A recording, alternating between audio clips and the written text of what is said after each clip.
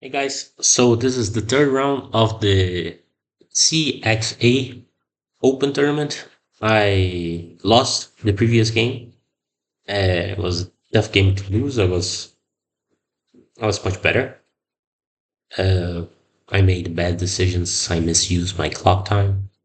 This game was much better. I tried to spend my time, but a fun anecdote.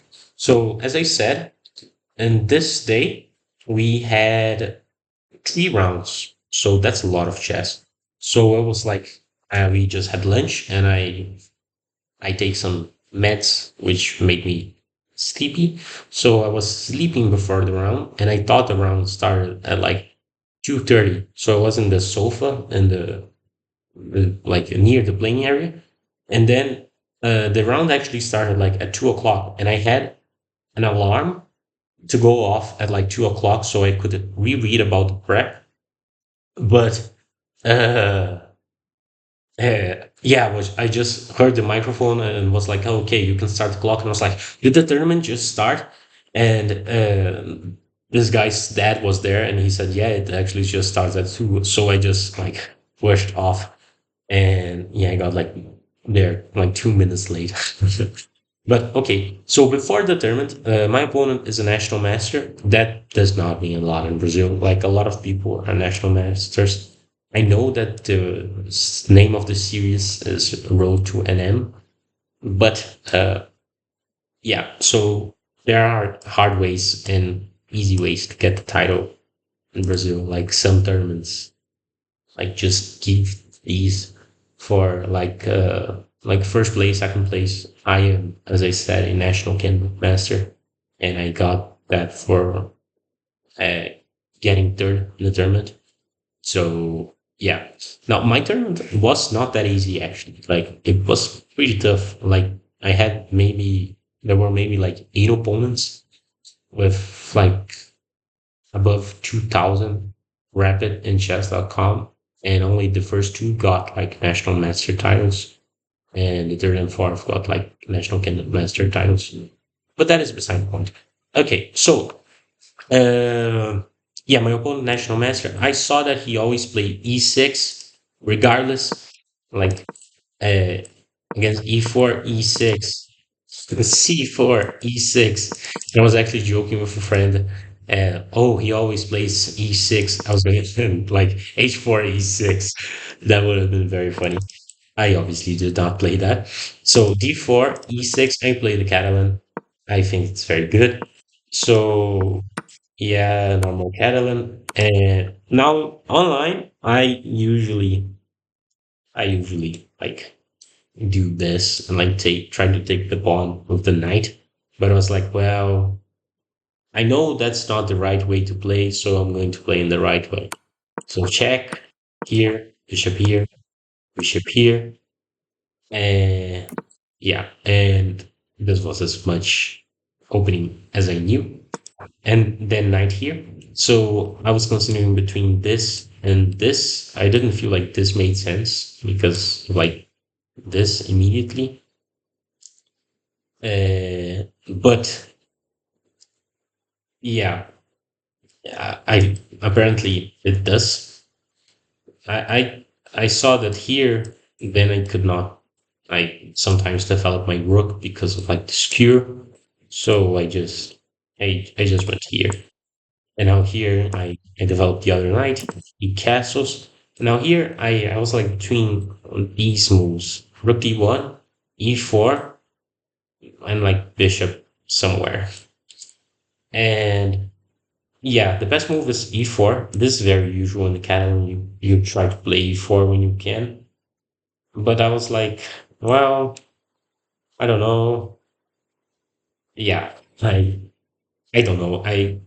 Yeah, I mean d1 is fine.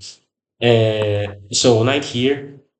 And then I was like, oh, I can like do this and like threaten to take here and here. And yeah, I'll damage the pawn structure, get the bishop. It's all good. So I play this, and then he plays this, and yeah, as I just said, I had just woken up. I did not see that. I was just like, okay, I'm just getting a better structure. And apparently, yeah. So this move is fine. Like I thought about the move here, then here to like try to take the pawn eventually, and that would have been like better to play. And yeah, I don't know why I didn't do that. But I saw this cool line and the line works and I calculated like a lot. I spent like maybe 10 minutes here, maybe 8 minutes, which was good. It's an improvement from the first two games. As I said on the other two videos, this is my second over the board classical tournament. So yeah, spending more time in those critical lines makes sense. And it's good. I'm proud of myself for doing that. So I was like, well, I can take, he will take, he's attacking the rook. Okay, so let's say takes, knight takes, knight takes rook. I can take. He will try to evacuate. I can play a3. He will try to go here again. And like my knight is here, I'm threatening a discovery. Wait, I'm bad. Threatening a discovery, and like I'm threatening to go here and here. I'm threatening both pawns and the rook sometimes, and the knight is almost trapped. And I was like, well, worst case scenario, I'm down 1 point of material. I'm getting like a pawn for the exchange, and yeah. So we went into this line, and yeah. So takes. So here a3, he goes back. I play knight here, and he tries to evacuate the knight, and I just play b4. So this line is fine if he goes into this. Now, if he doesn't, and I saw that maybe he could just like take here. And if he does, I'm worse. Because I'm losing a pawn. Because that's a fork still. And I have to play with b1. He takes, and it seemed I calculated into here, and I was like, okay, I can take the pawn. It's fine. Material is equal. But then he has another tactic, which is like here. If I take, then I drop my rook. Not good with check. Important because the rook is loose as well. So yeah, if that happened, then I would have to play like bishop here, and then yeah, he can like counter attack. And like okay, I can take, but then my structure is cooked. But yeah, that would have been bad. Now, luckily for me, he didn't go for that. He didn't see all of that. We went to this line, and this line is better for me because, yeah, the knight's getting trapped, and I saw that I had a lot of tactics involving this diagonal and like trapping the knight and forking these two, and I was like, well, I mean, this pawn is just going, like it's going. It is going. It cannot be stopped. Yeah, and yeah, and it works. So knight here, I was like, well, I'll play e3, and he tries to evacuate, and then I play knight here. I did not see this move. I I don't know, like how normal it is. My bad. Yeah. So I don't know how normal it is to play this, but I saw that I also had this sometimes to like attack here, and like I also had this thing to like threaten sometimes to pick up the knight. So yeah, so I think this is more natural. Like honestly, it doesn't work, but I think it's more natural trying to escape with the knight.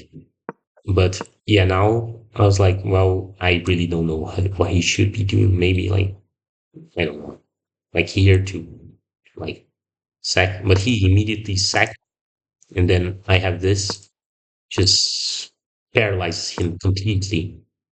Because well, if he went here, I thought this was the best alternative. It's kind of hard to say, but he's like walking into this. This is not very normal. But here now he's completely paralyzed, and I'm threatening to go here and here with the scurry against the knight. So yeah, that happened, and So I take here. I'm threatening the pawn as well, and like three connected best pawns, you are not stopping, especially with the support of the pieces of the minor pieces. The exchange is not helping there. So yeah, and he tries to save the pawn, but yeah, this just loses the exchange back because I can and take and here, and my rook is protected. So I take. Here, I considered the best move, which is just c6. Against c6, he has two options: rook takes and rook takes. But then again, I'm one step closer to promotion. So yeah, would have been better maybe. Uh, or he plays, sorry, or he plays this. But then I can like do this, and I would just like wrap around and yeah. But I was like, well, don't be fancy. I mean, just get your exchange back. And yeah. So, and now he takes the bishop, and now this pawn is dying, but it's fine because I have the bishop, and he goes there. I take. I did not see this move. I saw that I would probably be fine. Like, yeah. And yeah, so I push. I saw this move. But then I was like, well, if he plays there, then I can go with the knight.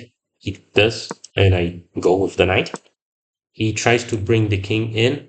I was debating between e4, like just bringing the king, and all of these moves are fine. I play king up. If he plays this move, I do not understand this move because like the pawns are here. So this was just converting. This was yeah, and then king here, king here, king here. I saw this, but then I did not see that he could pick up pawn, but it's fine. Here, he has a fork, and he is picking up a pawn, but I can like show in this intermezzo to force him back one square, and like my king is just so much closer. He's not stopping that. So yeah, he picks up. I go in with the king. I thought this was better because well then here like the king is in front of the pawn. It takes more work, but he went here, which is easier for me. I push and he can't stop the pawn anymore because well it's just covering all of the squares. So he sacrificed, and take, and he resigned because it's not like he can even invade. Like even if he plays this, I'll just play this. Like it's all very well protected. My king is near, and it's fine. So yeah, this was probably the most clean game of the tournament. I was pretty proud of calculating all the line. I I didn't calculate. I just didn't calculate this correctly. The whole thing here. Uh, but yeah, uh, I'm happy that I was able to, at the very least, calculate a good part of it. But that's it. Thank you so much for watching, and see you guys in the next video.